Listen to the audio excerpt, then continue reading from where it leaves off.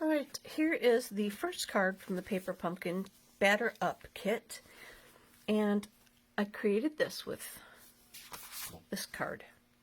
So what you're going to want to do is go ahead and cut this. You're going to cut this off at approximately 3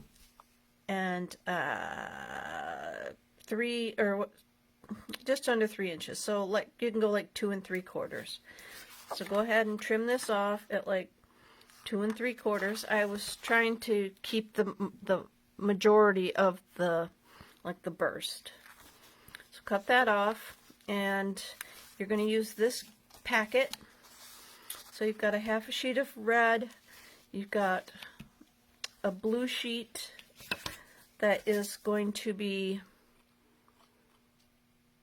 1 3/8 inches wide, and so you can judge this cutoff by this is going to be 1 3/8. So you're going to want it to come down.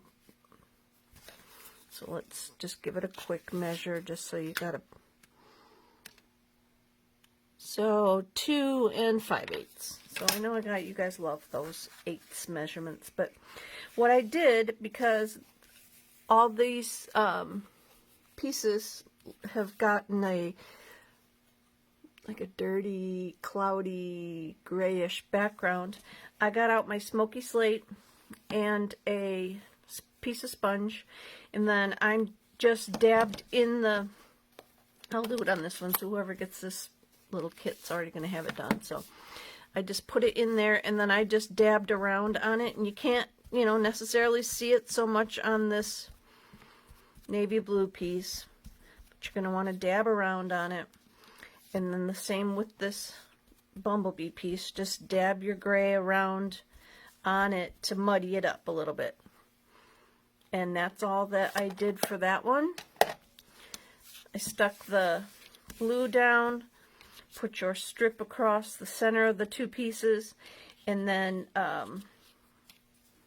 put your star on, adhere the red star into, can't pick it up, over the top like so.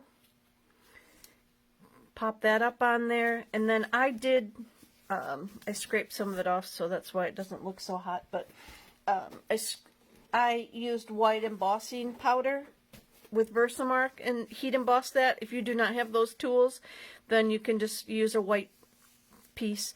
You could use the white from the rest of this card and just put your sentiment on there and pop it up. And then inside I use the little tiny star that came out of the center of the big one. And that's it for this card. Cute and quick.